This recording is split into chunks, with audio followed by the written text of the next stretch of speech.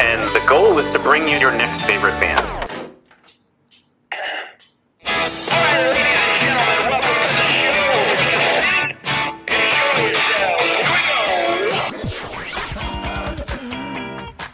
Thanks for having us. This is a very cool show.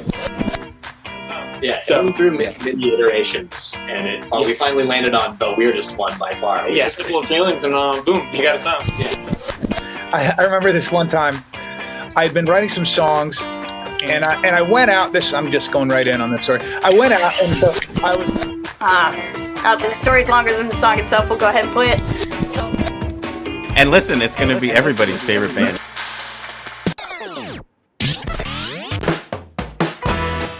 Welcome to your next favorite band. That's both the show title and our promise to you.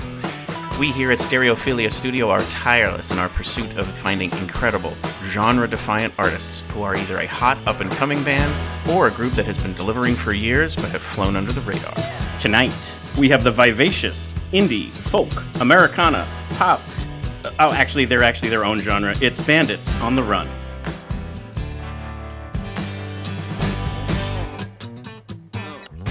Each month, we will bring you live streams, audio podcasts, and perhaps even a live concert where you can listen to the stories and hear the music of artists personally curated by us based on what we feel will be worthy of your time.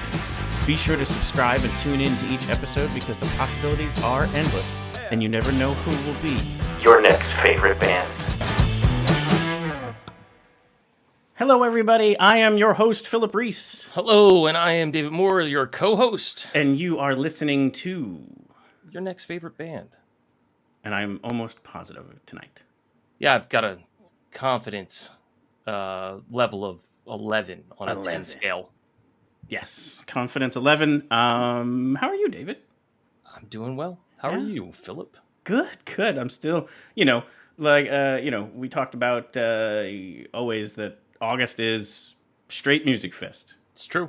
It's right to the veins. It's tons of content, but it also fills our pipeline of these interviews. Mm-hmm. But it does throw us off like what our normal kind of episode looks like. So all of August was not that, and then September wasn't that because we didn't. David had stuff happen. Yeah. So it's so good to have you back. I missed you. Well, I'm happy to be here, and today's a good one to be back for. So that's the extra added bonus. Yes, absolutely. But before we get into the interview with Bandits on the Run, like we talked about at the top, I wanted to share that I got to see some live music. Oh, I mean, that's a good thing. Weird, right? Sort of do that on the regular, but yeah, that's great. So just wanted to share some of that because it's such a great band. It's the band is Rat Boys out of Chicago. Love their music. In fact, famously, way back in April or May, when we were talking about, it was our springtime banter episode where we were talking about a lot of the Levitt announcements, right. the Music Fest announcements of their first wave had been out. And I was late to the start of the show because I was listening to Rat Boys in the car while parking because I was in Chicago, actually, where they're from. I remember this story.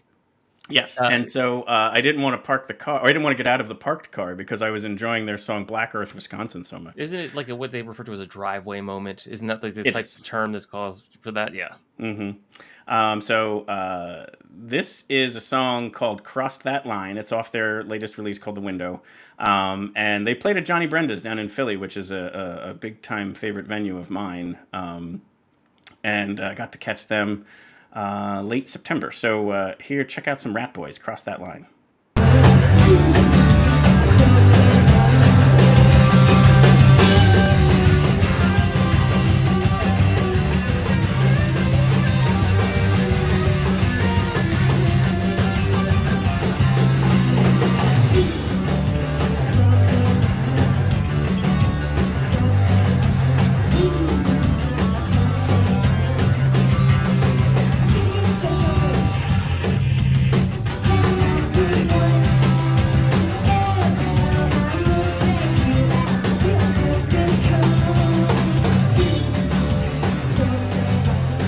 So they definitely scratch that part of my brain that still loves the 90s kind of grunge-ish. I was going to say, the drummer wearing a Thrasher t-shirt brings it all together with that. I really enjoyed that. They really brought it. I mean, their new album is amazing. Their old catalog is terrific, too. I do love when they close songs like this. But, heck of a show. So definitely check out the latest Rat Boys. That's a great album. And if they're playing nearby you, I think they're touring into almost December. So still plenty of options to go see them. And then I have great news, David. Great news. I'm ready for great news. Do you like great news? I do. I have great news. So science, we love science on this show. So science now, study claims that attending a concert once every 2 weeks can add 9 years to your life. So if science says that's the case, my budget has now been completely rearranged because of science. So, right. So we are on the website Consequence. There's Dave Grohl. This article by Randall Colburn. Concerts can be daunting as you get older, but with the late start times, slew of opening acts, and the prospect of standing next to tall, sweaty people for hours, a new study, however, claims it may be worth the effort. The only catch, of course, is taking into consideration of those 9 extra years you live, how many of them can you hear for if you're attending a concert every 2 weeks? Truth.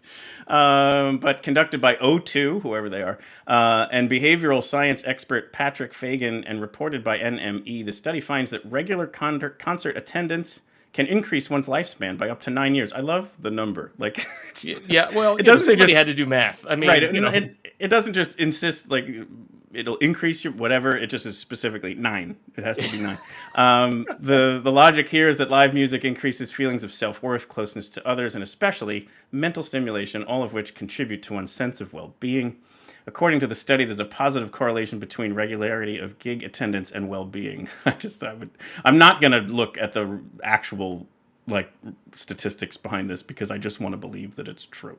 Well, I think it's probably better because it seems so almost arbitrary that why not at this point in time? Right. And then at the end here, it does say O2 is a concert venue that plugs priority tickets.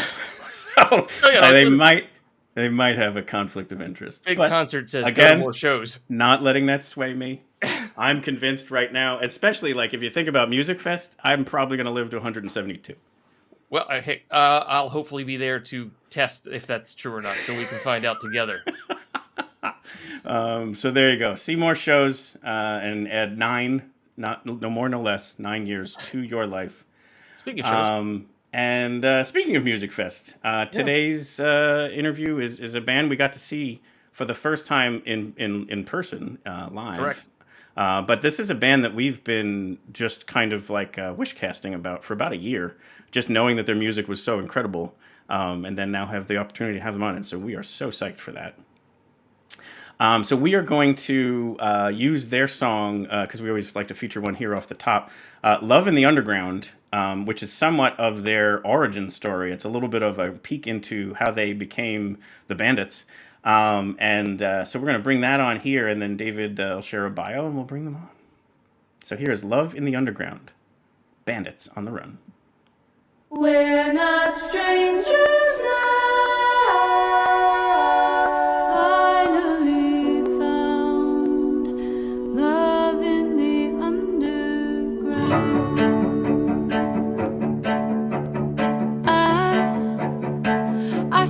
Ticket to ride,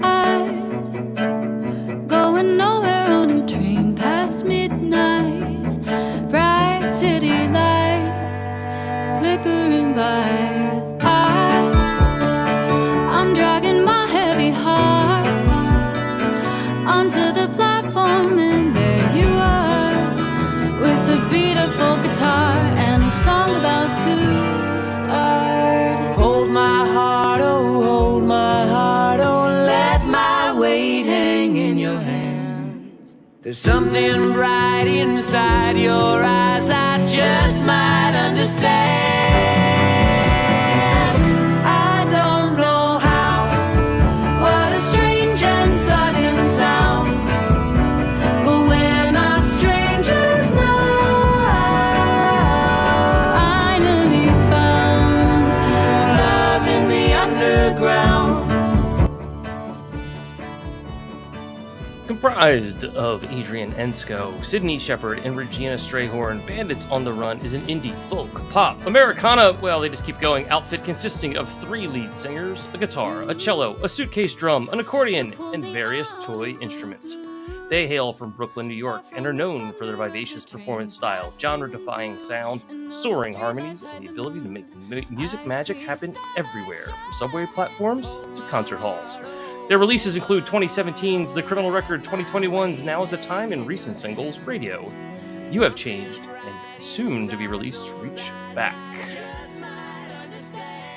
We'll bring the chorus in one more time, and then we'll bring on the Bandits. I don't know how. What a strange and sudden sound. But we're not strangers now. Finally found Love in the underground. in the city of a million. Welcome to the show, Bandits on the Run. This is so amazing. We are so honored to have you all on, and love to feature this song. I mean, this is just incredible. Your music has this ability to just perpetually give me chills. It's happening again just as we listen here, and I was just like, I can't wait to bring them on. So anyways, welcome to the show. Thank you so much. And Thank you so much for having us. That's not I know. video. I know, yeah. I was excited to see you again. let me bring it down a little bit more. You're married in real life with your beautiful thing. Yeah. Yeah, it's so that's so true. It's like it's so beautiful. The video that it was set to it, and probably the coolest part about it is how you paid homage to your own, again, origin story, where it's so much about busking on the subways in New York City and meeting each other there, so you're not strangers anymore, and falling in love. I mean, like, it's just such an amazing story that we could probably just let you riff on that for the next 45 minutes and it would take up the whole show. But let's definitely talk about that because it's such a cool thing. So let's just get into that. Like, so Adrian, if I understand it right, like, you're the one who is mostly busking at that point. Yeah, I went to theater school, and as I graduated, I was looking for a way to keep performing without having to be in a show, because you spend a lot of your early acting years like maybe unemployed, going to auditions, but not doing stuff in front of people. So I took to busking in the street, and when I moved to New York, I went down to the subway, and I've been doing it for about a year. When I saw Sydney, she just came down the stairs. It was pretty late at night, so I was basically just playing to Sydney for the way that she was watching me play. She was really engaged, and I kind of got a musician vibe from her right off the bat. So I started trying to like really impress her, and we got talking. And then when the next train came, I was like, actually, I was just about to get on this train with all of my stuff. I was hoping that was the story, because as I was always reading it, it was just like, in print, it's just like, and then Sydney was getting on the next train, and so was Adrian. And it's like, I bet you he wasn't. Like, it was like, oh yeah, this is my train too. So weird. But I wouldn't have done it. Let me say, I would not have done it if I hadn't been getting some vibes. You follow me. But I quickly came to find out that Sydney was, yes, indeed, a musician and also an actor, and that she had been writing songs for a while, including some songs that she had written with Regina while they went to school together. Yes, we were definitely going to touch on that too. She sent me some videos in the next couple of weeks of some of the songs that they'd worked on together, and I was like, well, we have to start a band with Regina. Let's go. And it's like, well, she doesn't live in New York yet, and like I think it was like 3 months later, you moved into Sydney's apartment. Yeah. Regina. And we should point out too that this actually worked out fairly well. The two of you recently got married, right? Oh yeah. Yes. Almost a month ago. Yeah. Yeah. So, even though he might have been a little bit of a creeper stalker, but it worked out okay. No, it worked out for the best. No risk, no reward, right? That's right. Yeah. You got to shoot your shot. But yeah, let's roll that back a little bit here, because Sydney, now you're basically the connective tissue between the other two bandits. You meet Adrian in a dark alley someday, and you go to college with Regina. And actually, you even met in last year of high school, correct? Yes, yeah. We met during our last year of high school. We were next door neighbors. We went to a boarding school for drama, and we lived right next door to each other. And Nice. yeah, then we went to the same college, and yeah, just been like connected ever since. Yeah, and it's so funny. It's like hindsight is 2020 because looking back, I think it was always destiny the way that the dominoes fell. Because I came from like how I got into music was I wrote poems and I sat in stairwells and just like sang random melodies, and I didn't take it like kind of seriously as an artistic output. And Sydney was really the first one who was like, oh, these like random poems you write in your room, like, do you want to read them to me? And then we were like, do you want to build them out to be songs? And I was such a fan of her work because she was writing songs independently, and I thought they were amazing. And we would just kind of very organically be hanging out as we were doing anyway, and we were making music together. And then we did them sometimes at our school. We went to an acting conservatory, North Carolina School of the Arts. Go Fighting Pickles. Yes! That's right. Wait, are you a Fighting Pickle, or do you? I am not, though I work at a small college and we also have a silly mascot. So I appreciate the idea. I work for Haverford College and our mascot is the Black Squirrels. And we have no football team, but we sell a shirt that is undefeated since 1972, which is when we dissolved our football team. So, we embrace the randomness. That's amazing. That's for sure. Dang. That's very cool. I was thinking of Fighting Pickles and Black Squirrels collaboration. Yeah, I think they would. I think some magic could happen there. Well, at least who knows? Let's see what happens. One will come out defeated. And so I wanted to actually ask about this. So that moment that you're talking about where, Adrian and Sydney are saying, hey, Regina, come up here and we'll write some music together. You were actually writing Cowboy on the Run at that time about that feeling of not being part of art. Is that correct? Yeah, that's correct. Y'all are good. I love it. Let's get into it. I was it was that sort of post-college moment where the world hits you in your face and you're like, yep.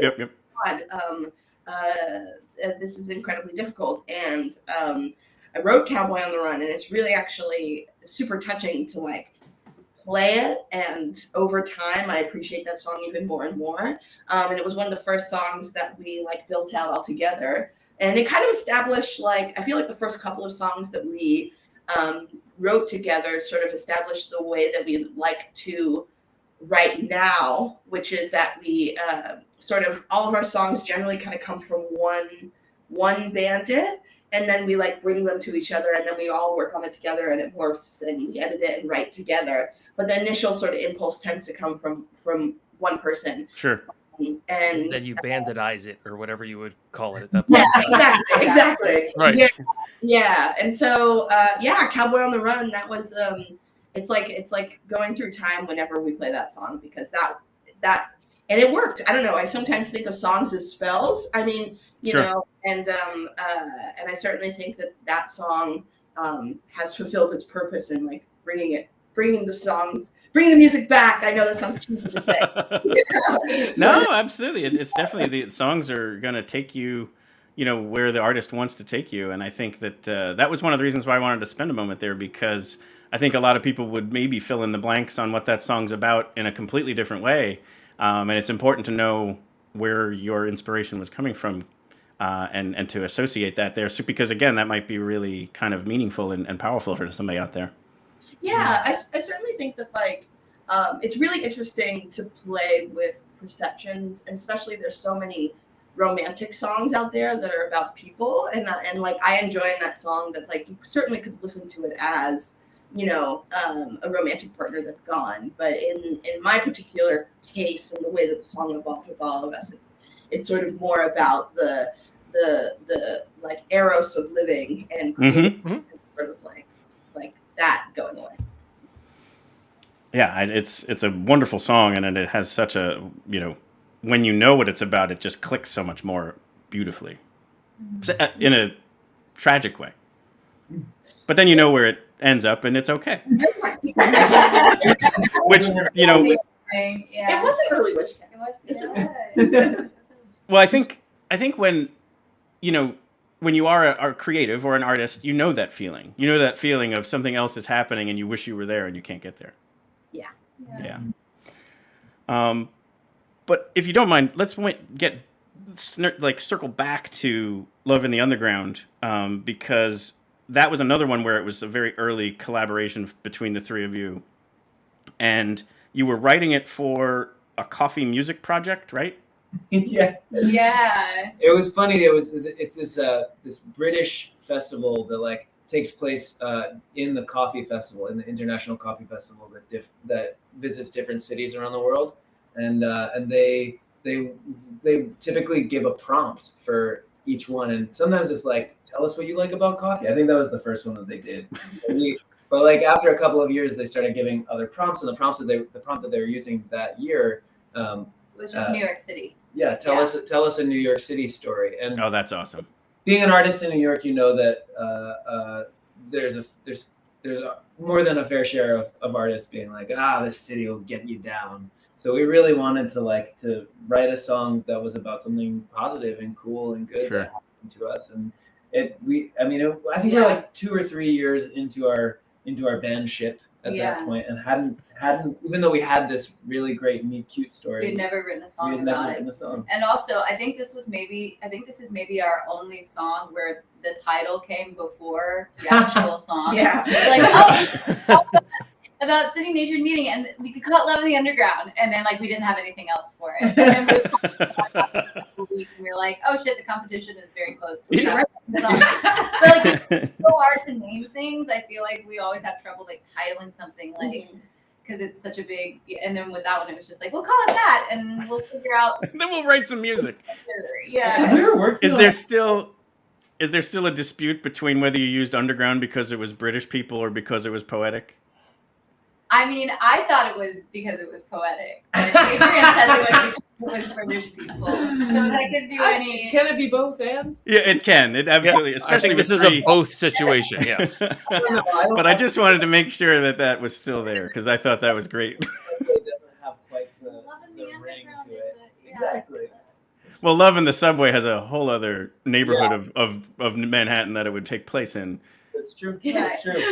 No, and then if I understand right, so you submit that to the NPR Tiny Desk contest, and while it doesn't win, you do then like join their tour because they liked it so much. Yeah. We got the chance to play in their New York stop in their tour, and it was really fun. We got to meet Bob Boylan, and he turns to us at one point. He goes, just so you know, I lost sleep over this song because it was stuck in my head. I couldn't go to sleep, and I was just like, I love that. Yeah. I want him to get sleep, but I also kind of like it's like a compliment, but like kind of like, come on, guys. No, I would agree. A lot of Bob's takes on things are similar to my own, and anytime he recommends something, I always check it out because I just trust his taste so much. And then for him to say something like that, I completely agree. It's this music can haunt you in a great way, and it's somewhat a great like transition to the name. So like I find unfortunately one of the more boring when I'm listening to someone else's podcast. I was like, where did the band name come from? I'm always like, what a basic conversation. But for you all, it's vital because it's so important to like the culture you're creating around the music and the vibe of a show or whatever, in that you label it Bandits on the Run and have even created personas around it for each of you to kind of be as actors almost on the stage or on a subway station, because you're looking to steal their attention and in a very Robin Hood kind of criminal way. But just wanted to make sure that we take a moment to kind of have you guys share a little bit of the inspiration behind all that. Well, like rewind back to the moment that Regina moved to New York. Yeah. We were it was almost like this situation where Regina opens the door with all of her bags in hand and sitting there and is like, hi, thank you. You're welcome to New York. And I'm there too. And I'm like, let's go down into the subways. Regina was, I think, I'm going to tell you a story. She was like, Regina often is like, yeah, and so that's what I thought being in New York was like. You just move to New York and you join a band. But it's not a typical band trajectory because I feel like most of the time you practice first and then you go to a venue. But we were just kind of like, here, you know this song? You know this song? Okay, let's go down and play. It's a perfect place for an incubating band because you only have to know a handful of songs, Right. and then your whole audience leaves. Correct. And then another one, you get to do it again. It's recycled and recycled. Yeah. But like in the early stages, we were playing around with like this idea that we were these whimsical characters that you could run into on the train, that are doing like hold ups, but it's music. So it's like safe, but it's like it's still like, oh, this like these bandits came onto the train and did a musical hold up, and then they left, and like, what happened? What they're like trying to conjure some of that like mystery and romance of like old like train car robberies. Yeah. I'm picturing like you guys like this is a holdup and people start taking their wallets out and you're like no just pay attention. Yeah, we eventually stopped doing it because there were a couple times, not many, but a couple times where someone actually thought that something bad was happening. Sure. And got down on the floor. Well, the world is getting stranger in that way. That This was quite a while ago when we were doing the decades ago. It was decades ago. actually a prior life that we did it this way. 76, I think. And so like the very beginning of our band definitely like there's no way you can separate our name from like us busking in the subways in New York because that was like, you know, it's just super tied to that imagery of bandits on the train. But I think like as time has gone on, we're this, you know, collective of 3 people, and then we also feel like our community is an extension of that. And I feel like the name Bandits on the Run really just is sort of about like anybody outside of the rules, outside of like conventionality, like sure. I feel like it might be one of those chicken or the egg situations where like, you know, I feel like given the choice, we tend to do the more unconventional thing or the more like inclusive group thing versus going, you know, to be like one brand or one genre even, or, you know, we like to play around because we like to have the freedom to play around. And I feel like that's what banditry is in essence, is saying like, you know, I'm going to do my own thing and roll with it. And, you know. And kind of creating spaces that are musical in places that might not be musical. Like as we've traveled more and more, we've done little songs in like an elevator. When we were in Kansas City for Focal Ants International earlier this year, we ended up playing a song in an elevator as like people were getting on and off, which is big. So you stayed on the elevator and they were getting on and off. Yeah, and I think maybe in a different situation, if it wasn't like a music festival that was happening there, right? It was, maybe people would have been a little more annoyed. But for the most part, everyone was like, "Oh, hey, cool." That is pretty awesome. I gotta be honest. What floor are you going to? 48. Yes.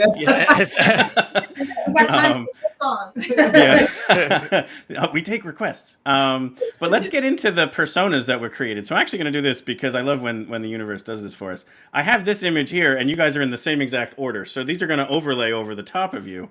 It's basically from your Criminal Record album. It's the cover there. So you're lined up perfectly.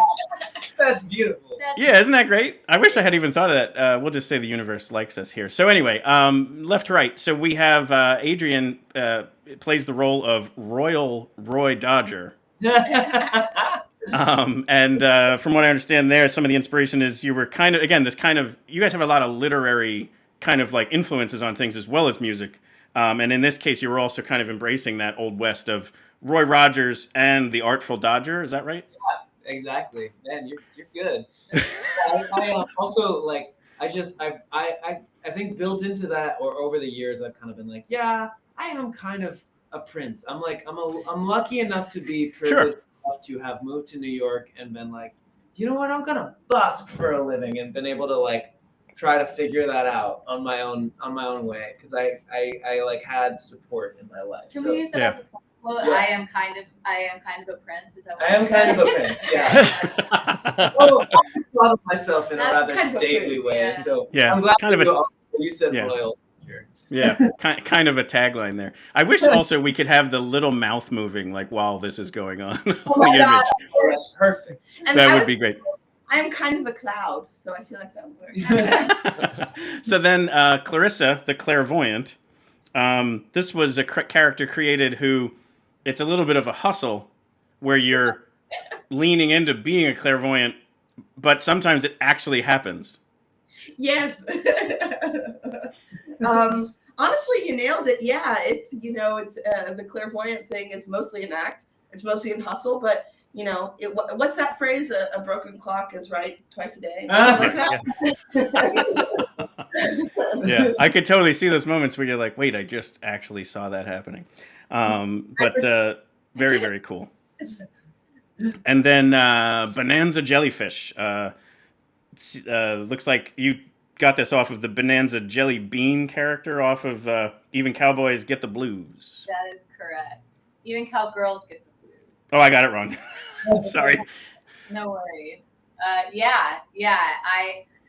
was reading that book around the time I met Adrian. So when we were, talking about bandits in the Wild West, there's this character in this book that sort of sparked my imagination, and I was like, I think that's kind of who I want to model myself after, this persona after. So yeah. And it was actually it made a little appearance. Yeah, Michael was reading Even Cowgirls Get the Blues on the subway train in the 11th. Oh, that is so cool. Wow, there's I a love deep little dive for all of everybody. Little very nugs like that. Planters for sure. Oh my God. You're a fan of Playing the long game. Yeah. Sure. Yeah. As we're making concepts for music videos and creating more music videos, we've gotten into directing our own and producing our own. We've enjoyed putting little Easter eggs in. Yeah, I mean, especially Radio, our most recent music video. There's a lot of people from the Bandits multiverse that show up in there. So. Oh, that is awesome. And one last little tidbit, which again will be where you'll wonder where I'm finding this stuff. I thought it looks like you went with a creature that had tentacles because you used to be called Squidney growing up. I did. My best friend's dad called me Squidney, and that name is stuck.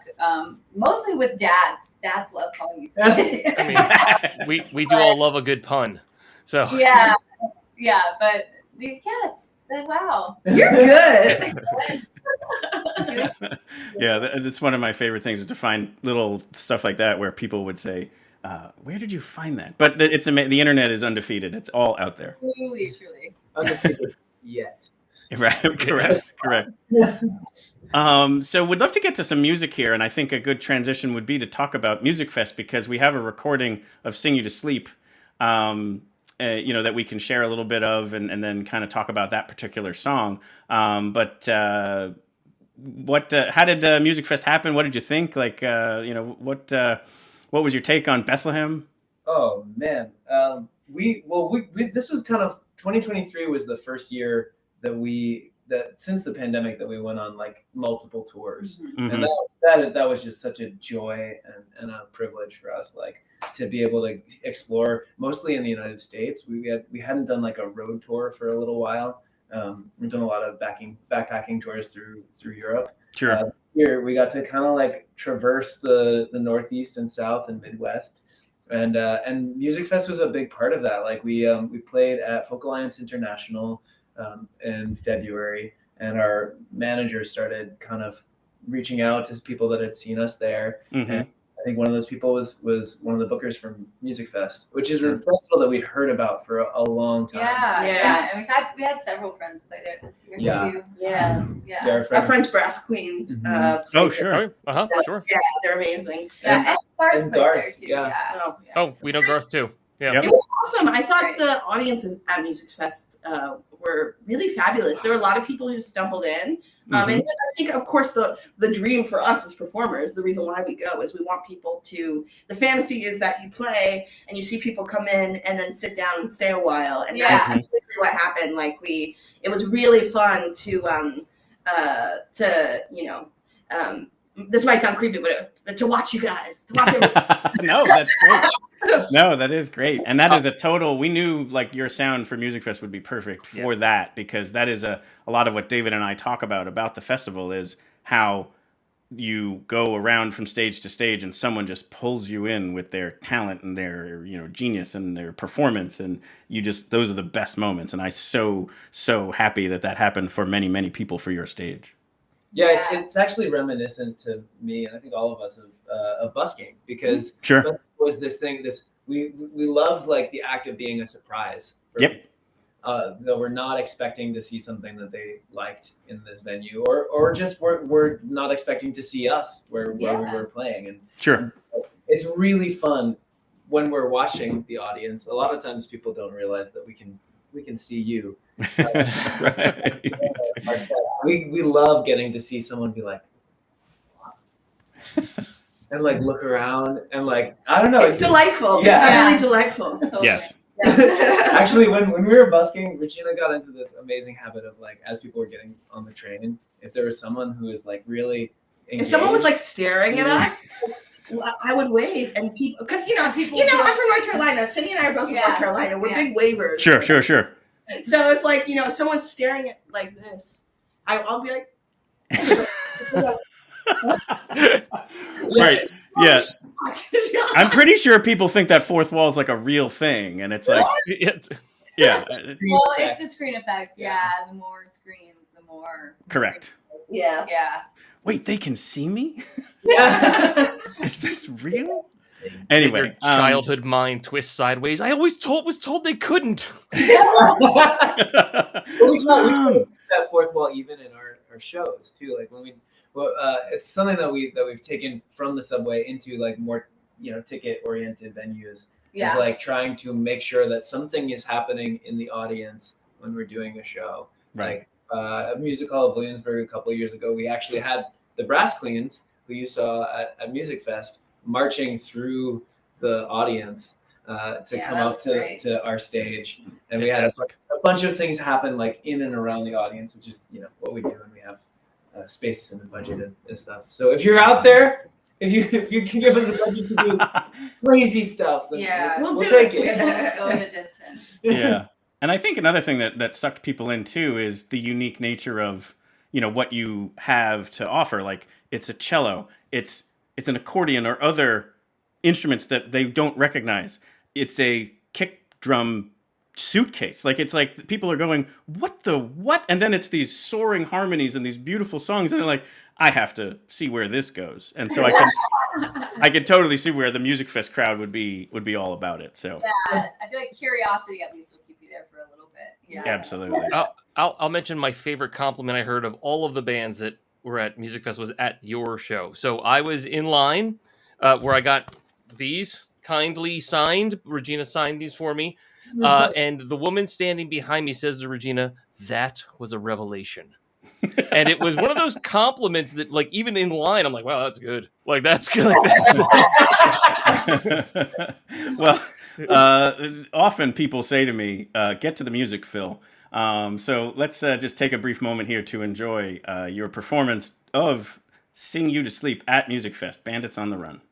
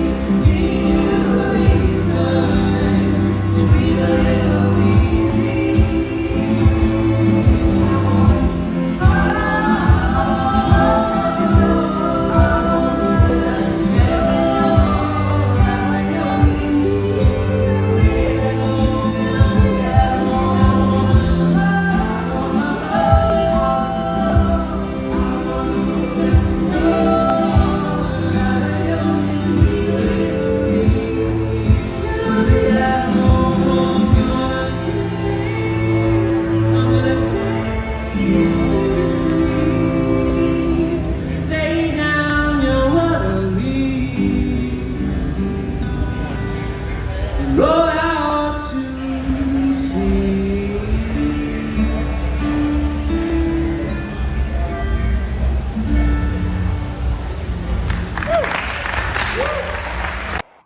Just beautiful. Just gorgeous. And very indicative. Like you're seeing a couple of the different examples of Bandits on the Run music here, and it's just every one is like just keeps impressing you more and more than the next. So definitely check out the entire catalog. I would love to ask two kind of music nerdy questions. The harmonies to me sound like you don't stay in the, I don't know what the right word would be, the where you are in the three of you.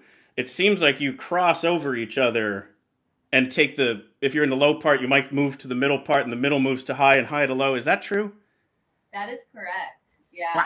Yeah. We don't really have the, like, oh, you're always middle, you're always high, you're always low sort of thing. And yeah, even within our songs, like it does change. Like I feel like our arrangements are, they're really sort of organic, so we're always just like kind of singing at each other's faces about what works and what doesn't, and so that lends itself to arrangements that are a little bit more unexpected or more like weavy, and Sure. I think that's yeah. We're also pretty lucky because we have ranges that overlap significantly. Yeah. Right. I get, even when we're recording, I get my voice and Regina's voice. Yeah, we'll listen It's back like to certain harmonies. We'll be confused. like, who is Yeah. that? Yeah. And it's been a long time where like you would think that it would get easier, but there's still some moments where we're listening back to stuff to be like, I can't remember. Did you do that? Or did I? And Which part do I have to learn? But that actually happened. Like during the summer, we've been working on this music. We've been writing a musical with a couple of friends, and we did a workshop of it over the summer and had to teach other actors the parts that we'd created. And we were like, oh no. It was kind of like, How do we teach this? How do we how do we track the whole line? Yeah. like if it was just what I was singing, it was going down here. And then it was bopping up here for a little bit, so we were like, Yeah, it almost seems like I don't know if erratic is quite the word, but when you're teaching it to somebody else, it's almost kind of funny to be like, you're gonna be here, there you go. But also it's more fun to sing too. Yeah, for sure. Oh, I'm singing the alto line and it's this and then this and then this and then this. But it's like, oh, I'm singing the, Regina line and it's this, like it's a way more fun. Just it feels vocally good to sing things that don't just stay in one place. Yeah, and I think for the consumer, like the absorber of the music, I think it's one of those things where it's like that's why it sounds so alluring and different. I've never heard anything like that before, because I think you're conditioned to think the alto is going to sing the alto part, soprano, baritone, whatever. And now when that kind of crosses over, you might not be able to pinpoint what just happened, but you're like, something's different, something's weird, but in a very good way. And I just think it's genius on your part to be able to do that. And again, the universe shining, the blessing that you all have, the ability to have that range to be able to get there, I think is super cool. It would be silly not to take advantage of that. Well, it's kind of, I mean, it also just is a symbol of our friendship and love for each other, because I think when you have a long-term collaboration or a long-term relationship or a long-term friendship, you're constantly finding that you change as things change. Like you like kind of need to find different ways of working around each other. And like, I think one of our guiding lights is to constantly be challenging ourselves and each other to like create new things and also to create things that are interesting for us to continue singing. Like, if something's not bringing us joy, we throw it away. Yeah. Sure. Yeah. Not worth your energy if it's not doing that. Yeah. Cool. Well, thank you for sharing that. The other music related question I had was specific to the cello. So, and again, this might not be something that, and I hope I'm not talking down to anybody that's listening. I just more think like these are things that I didn't know, and so over time learned. So the cello is a fretless instrument. So in most cases, you're going to be supportive of using your ear to match the sound, but you often are lead. So you have to be so good at nailing the instrument, the note, because the guitar fret's going to hit the note and the accordion's going to hit the note. So if you're off by a half, That's not going to sound right. I mean, that's impressive. Yeah, thank you. Yeah, yeah. I mean, it's a lot of muscle memory. Sure, right. Yeah. And becoming a big friend with the cello. I'm sure you two have been through a lot together. Oh yeah, we've been through everything together. Yeah. And she does it backwards and in high heels. Oh, shut up. Actually, I just remembered this in "Sing You to Sleep," the response that which you're singing, like the callbacks. Oh yeah. Are the melody backwards? Yeah. Do you remember? Yeah, because we did. Yeah. And you're also Yeah. playing That on the the cello. cello solo and yeah. So Yeah. Cindy is one of the only cellists that I've ever met who plays the cello standing up, and that like blew me away from the very beginning. And barefoot, which I always love watching a performer play barefoot. Newer development because like I can play in heels and then like my feet started hurting and I'm like, why am I doing this? No, right, yeah, Right. exactly. It's my show. I'm going to do it the way I want. Exactly. Yeah. Exactly. I've been on a string of seeing drummers playing barefoot, which I think is an impressive thing too, because it's like those pedals are, yeah. It's an interesting one, but I mean, you're also grounding yourself. It's a giant, like the ability to get centered and play. Like I just thought about it. It's better on your back too, because I know like Joe Kwan from the Avett Brothers is also a standing cello. He's like whipping that thing around all the time. He had to have like some sort of back something or other recently, but because it takes a toll on your body because it's such a like all enveloping sort of instrument. Sure. So it's yeah. Yeah. Well, amazing job. And again, I wanted to point that out. I wanted to ask about it and then also point it out so that others can be equally as impressed with your talent. And also, so wanted to touch on an element of each of yours as individuals, not as bandits. So you are currently opening weekend of a show where you're the lead playing Lizzie Borden in Lizzie the Musical. Yes. And I wanted to promote this, so let's bring it up here so that we can. It's opening weekend, and there's shows throughout October, so people could go see this. Yeah. And it's so good, and Sydney's amazing. They saw the first preview. These two saw the first preview a couple days ago, but Right. So this is at Theater Works Hartford in Connecticut. Yes. And so people, you can see here, September 29th. So opening night was this weekend, and goes through October 22nd. The times of the week are here, Tuesday through Sunday. You performed today, and then you were kind enough to come on the show. So like, I did. I had to, wash off the blood and eyeliner. So it was pretty great. Yeah. It would have been quite interesting if you came on with all that on. That would have been. I know. I was thinking about it, but I don't know. It might be distracting. Yeah, where like, listen, show must go on. Yeah, exactly. It's a very different vibe than Bandits music, so it's a you totally kill it. Oh yeah, I've always been a little punk rock kid, so I'm happy to be doing something like this. Yeah, that is awesome. Yeah. Clarissa, I'd like to. Clarissa, Regina. I guess it doesn't matter, right? You'll answer to both. Right, Regina. I wanted to share this article I found about group projects never die. Oh. Because I think these are important topics to share. It's basically an article you wrote for Atwood magazine, and it talks about being a person of color, in a world that is, dominated by, white people. And so I kind of wanted to make sure that we touched on this because I think it's an important topic for people to hear more about. Oh my gosh, yes. Thank you so much for asking. I think specifically being a person of color in the folk world, the folk scene, there isn't really a lot of representation in that regard. So I really appreciate you asking specifically about it. Absolutely. I'm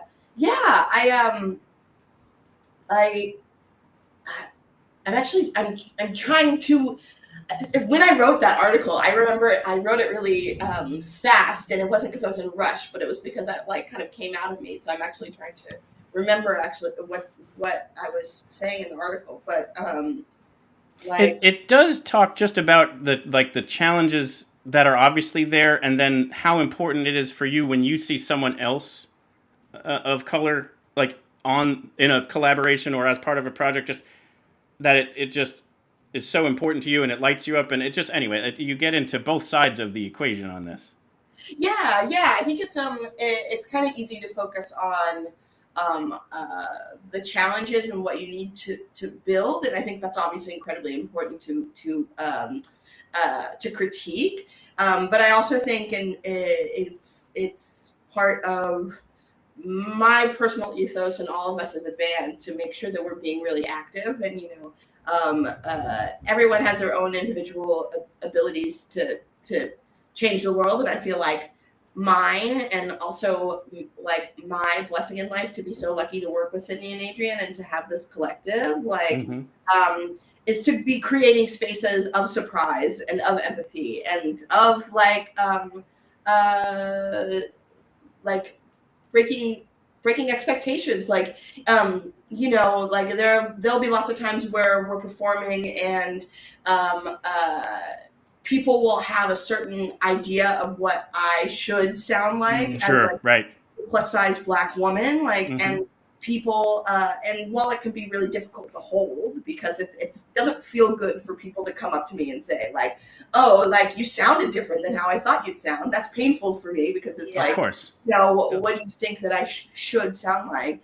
I also feel like that work is incredibly important to be putting yourself out there. Yep. And I also think us as a band, we're a multiracial, multi-gendered, background collective, and I think that's important for people to see, especially in folk, which I think most people, I would argue, think of what is folk music. They might think of a white guy with guitar, a white guy with a banjo, and we're trying to say it can be so much more than that, and it's essential, and it's storytelling, and it can be a collective thing. We're all trying to involve each other. Right. We've often, shared on this show. It wasn't us who said it, but we share it because we've been around it. Is folk definition is just simply the music of the people. Yes. And so rap music would be folk music. Like it doesn't have to fit those, tired trope genre definitions of things. And it shouldn't actually. It's not, that wasn't right back then, let alone now when it needs to be breaking through. Not to mention if genres are limiting, if those titles are keeping people, in a predetermined, set of possible outcomes, and it limits them, then that's got to be something we have to break down and break through. 100%. I wasn't going for the mic drop. I was just more saying like it's something that I think is just so important because these are real things that where people face in society, you face in the community of music, and so I just always want to make sure, especially to have such a well-written article out there that you clearly had the courage and the vulnerability to put out there, then we need to celebrate that. Wow, thank you. Absolutely. Thank you. And anyone that's interested, we will make sure it's linked so that anybody that wants to read the whole thing, which is absolutely worth your time. You should absolutely spend some time and read through that. There's so much wonderful in there that makes you think. And I think any good piece of writing will do that. Well, it means so much to us that you asked that question, because I think there's a lot in the music industry right now and at large of people wanting to tout inclusivity and diversity, but without actually asking questions and being interested in answers. We just had a friend who was at Americana Fest, a queer country artist who was asked to be on a festival on a panel. Although they weren't given the opportunity to perform their music in a showcase at but they wanted them to come and speak and talk about the progress that's being made for queer country music. And that was just such that moment of reading Paisley's experience, and that was really heartbreaking because I think that's rampant in the music industry, people wanting to use the image and sell things. Yeah. Rather than actually have the conversation. So the fact that you do your research and ask the question, that's huge. Thank you.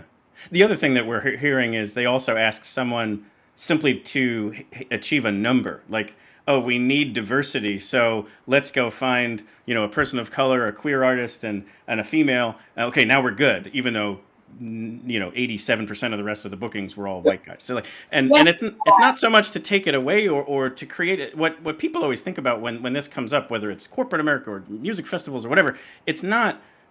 The question sometimes comes up about like, so we're going to lower standards, and it's like, wait, why would that impact even mean anything about lowering anything? It's like, I don't understand that instinct on anybody's agenda. Exactly. That one always blows me away. But the point being that it's pure, like having a more diverse and more importantly a more equitable outcome for things is just it's the better thing to do to kind of create a better sound to a festival, if that's a thing, or to increase your pool of candidates for a corporate opportunity. But it's also the right thing to do. So there's always just that element to it as well. Anyway, I didn't mean to hop on a soapbox. No, we completely agree, and we think a lot about it. I mean, I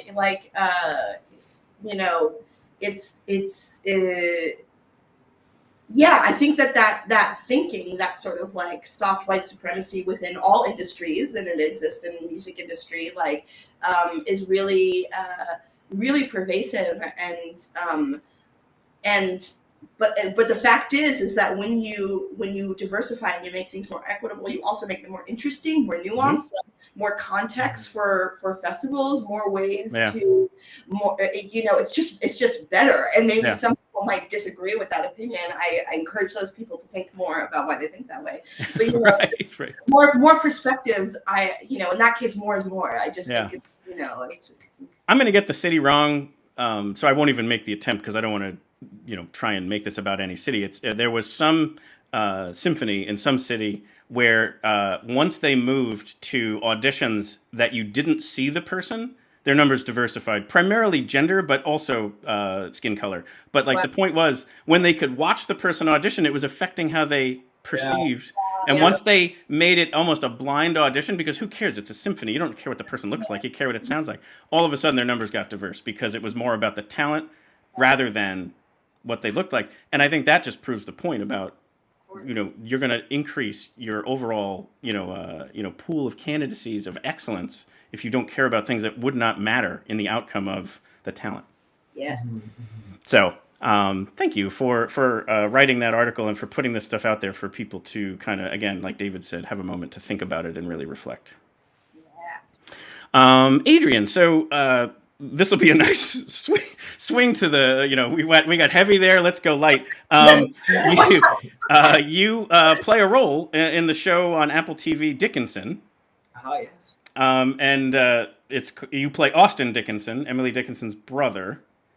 And I think this show is amazing. And I also think it's a great article that I found with a terrific title to keep us laughing here. The article here is from Bustle, and the article is titled "Emily's Brother on Dickinson is Total 19th Century Bro." Wow. Oh my God. Is that not amazing? That's wow. It goes into that it's historically accurate and it's who he was and it's the time period and so on. But when I read the title, I was like, whoa. So anyway, tell us a little bit about the show, and you've got quite the following on people who watch this show. Oh, I mean, I actually was just at the Dickinson Museum in Amherst just the other day because they were doing yesterday. Oh, yes, yesterday. I was in Northampton earlier today. We took the train here. Anyway, now we're here, and it is today, and it was amazing. They did a little panel as part of a bigger festival called the Tell It Slant Festival, which they do every year. They do America, and favorite parts of that was just seeing all of the people that were fans of the show that were brought into Emily's work through the show. Just like a super young, diverse, queer audience that was flooding the museum. It was incredible.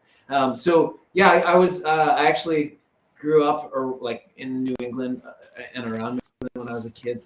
So Emily and Dick's story was very familiar to me when I got the audition. I was actually in Northampton when I got the audition, and I started reading through the script, and the first line in one of my audition scenes was, "What up, sis?" Riding in the horse, and I was like, "This is going to be a very different kind of period piece."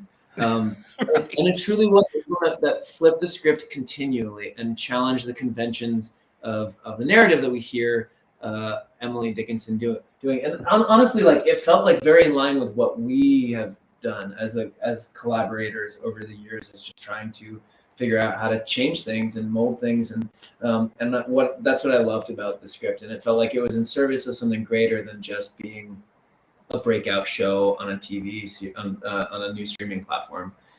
So it is truly like one of the big privileges and honors of my life to have worked on that show. And it's great. It's actually really funny to see that article, because when we started out, we did 3 seasons. That first season, we talked a lot about how Austin is he's like the beneficiary of white male privilege. And he's kind of given this golden boy status, even though his sister is the one who's like the obvious genius in the family. Her dad owns her. And so I am also an older brother. I got to see how my sister, who is such a bright, shining light, was treated differently than me, just because she is an outspoken, tall woman. And so like that was really meaningful for me.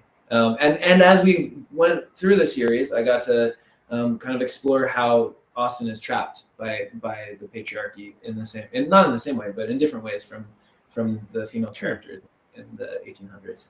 Anyway, you got my my Dickinson spiel. It was very cool to see, and it's a great show, and people should definitely check it out. But I just think it's great. Like we talked about it in the beginning, and you're all actors and musicians, and songwriters. Like it's just such a great, Renaissance group of people that it's just so fun to be within the orbit of what you guys are creating. It's just very, very cool. Regina, we should shout out. Regina is a casting director. That's like a new line of work that Regina has been doing, which is like I love your work in that, because it seems to totally honor what you do and what we have tried to do, just give other people platforms and give people opportunities and bring other people into the fold. We love to be on like a sort of how would you describe it, of like almost like a rotating wheel of creating. We all like to find ourselves in different places, and I think if we stay in one place too long, I can't speak for all of us, but I feel like I kind of can, in that like I think we get a little antsy if we're boxed into one thing. I get itchy. Well, and it speaks to what you talked about earlier. Like one of the beautiful things to see here when you're on stage, or when you spend any time looking into your music and your backstories, the support and the trust that you all have for each other and in each other, like, is how you're able to have that courage to maybe go and change and try something different and new, because you've got each other's backs. And I think that you shared earlier that one of the big things is that things have changed, and you mentioned playing that song today live for us. Is that correct? Yes. Yeah, we'd love to. That would be awesome. Yeah. Y'all are so observant. I just have to say thank you for seeing that and saying that, because that really is our MO, and that's I think why we've been able to create so much, is because we support each other. I love that he said we've got each other's backs. Oh yeah. This might be not on the internet anywhere, but it's a tradition that we have is before shows, we each like go up to each other and look each other in the eye and go, "I've got your back. I've got your Nice. I got your back. I got your back. I've got your back." Good. I love it. It's fantastic. A lot of people have like documented this. They started taking pictures. Yeah, we're starting to get pictures. I'm on the stage. The three of us are huddling right before the set. Yeah. And like saying that to each other. Fantastic. Well, let's bask in the glory of one of your more recent releases here. You Have Changed. Here is Bandits on the Run.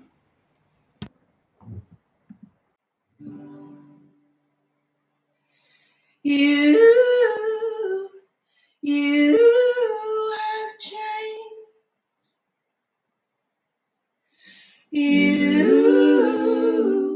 You have flown away. How can I live without you? How can you come back someday? You have changed. I always thought we were one and the same, inseparable until the day came when the heavens cracked open and the world split in two. How I tried through the cracks to hold on to you. I cried a river 1,000 miles long. I tried to find you with a lonesome bird song. I keep looking for a light, I keep looking for dawn, and I keep trying to find you, though I know that you're gone. You have changed. You have gone away. How can I live without you? How can you come back someday? You have changed. I still feel like you're hanging around, like I could get in a wagon and find you somehow. But as fast as I ride or as far as I go, you won't be next to me singing to the radio. They say when the flood comes to ride the waves, you'll be lost at sea for days and days. Well, I've been adrift and I'm not giving up, but it's getting so hard and I miss you so much. You have changed. You have gone away. How can I live without you? How can you come back someday? You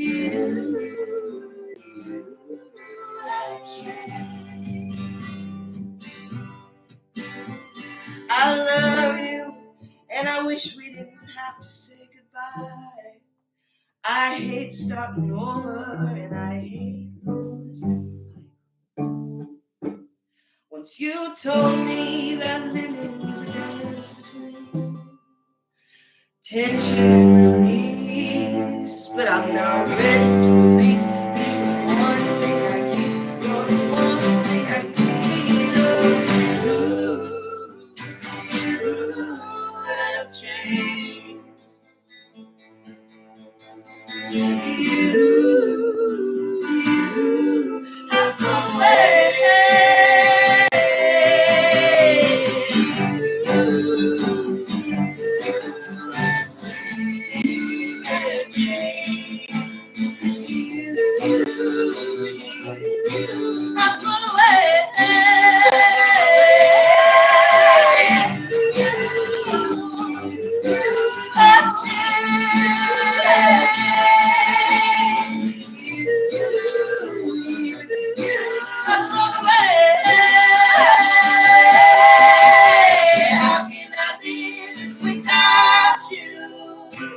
How can you come back someday?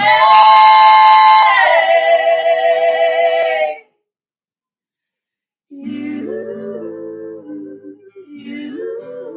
have changed.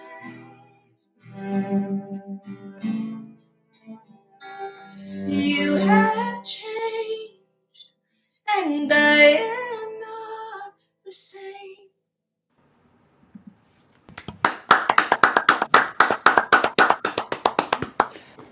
Stunning. Amazing. Awesome. Beautiful. Yeah, that was beautiful. Thank you so much.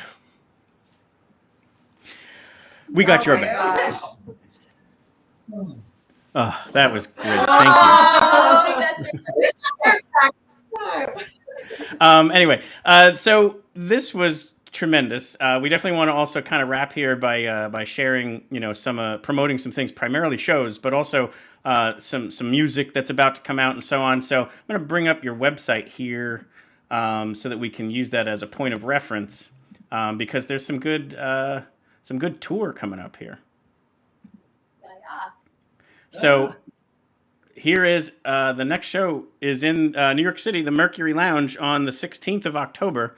I'll be there. So if anybody wants to join me for what I like to call the Bad Life Choices Monday, the Bandits on the Run and friends. So there's other people performing. Yes, we have some of our favorite collaborators performing with us that night. It's going to be our longtime friends, Christopher and Sienna Sears, a brother-sister duo. And then this wonderful gal, Ellery Ward, who sort of went viral for doing acoustic Stephen Sondheim covers, but also has amazing original music. She's it's fantastic. Very cool night. And a few surprise things and as well. Surprise guests. I did hear that you guys have shenanigans, as you refer to it, as part of your show. Occasional shenanigan. Oh, yes. Yeah. There will be no exception to that rule. Nice.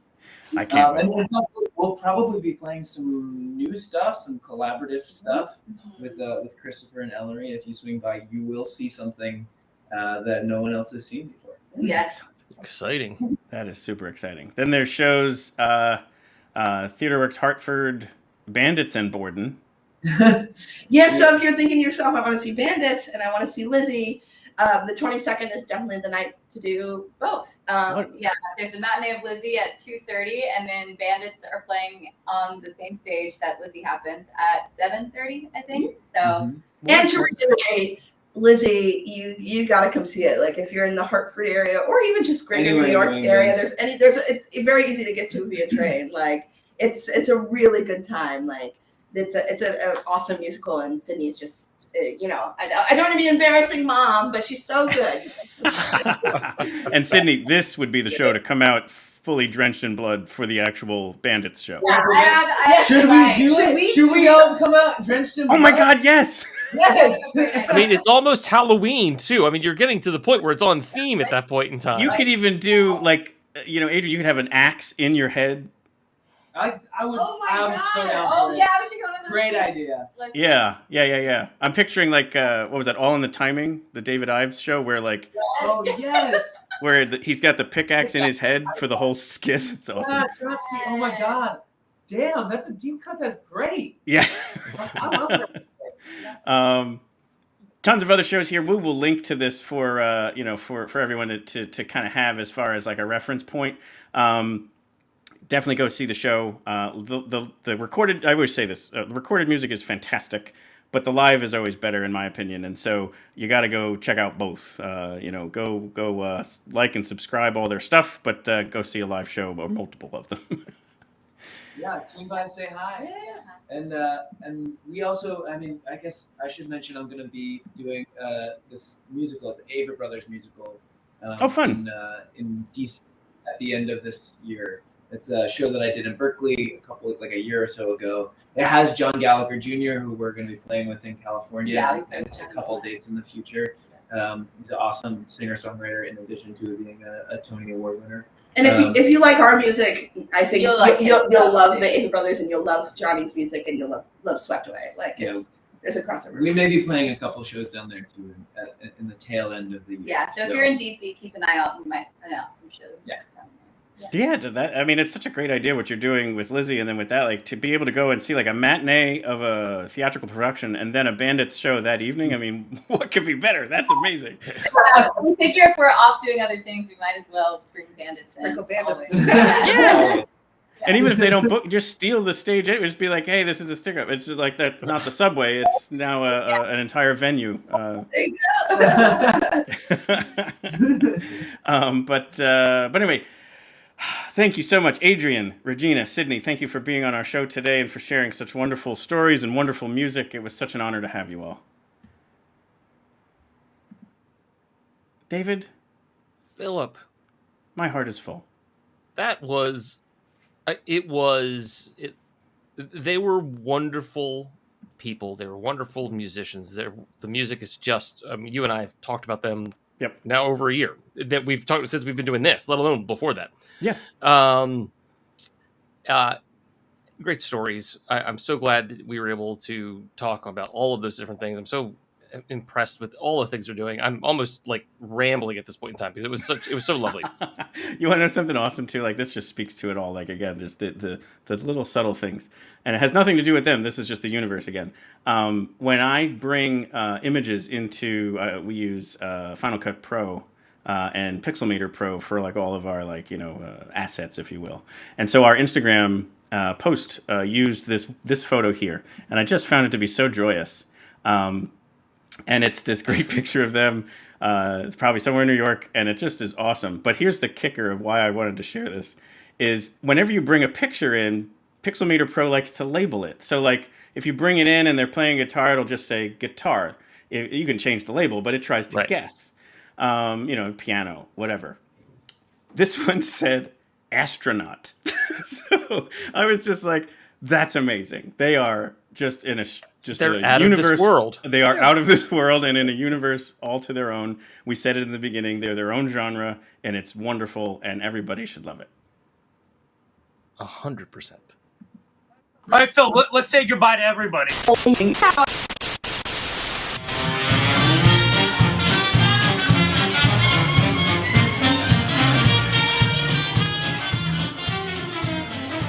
We hope you've enjoyed this episode of Your Next Favorite Band.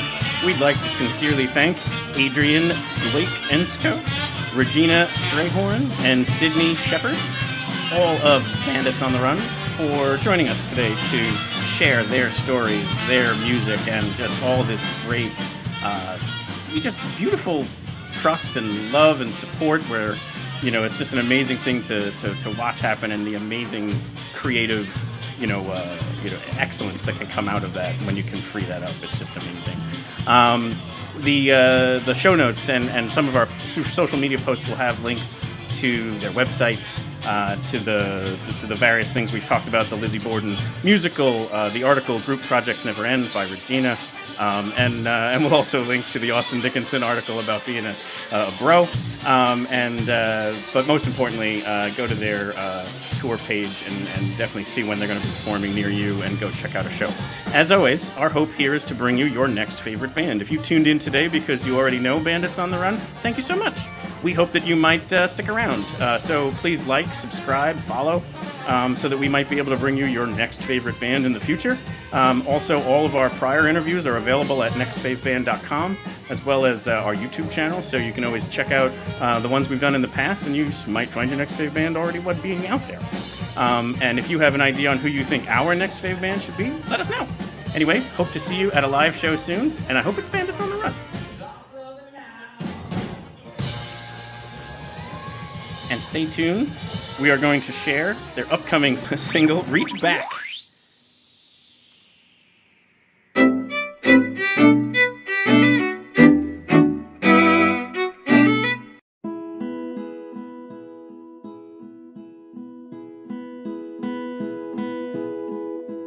Look at these hands,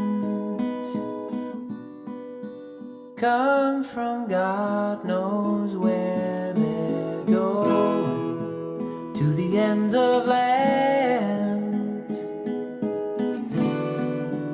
ever shifting, ever growing. Will we know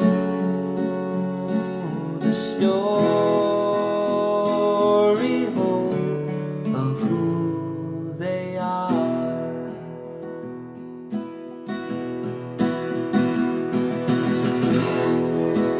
Look at this throne. Look at this throne. Built on blood and flesh. Built on blood and flesh. And of nations and their home.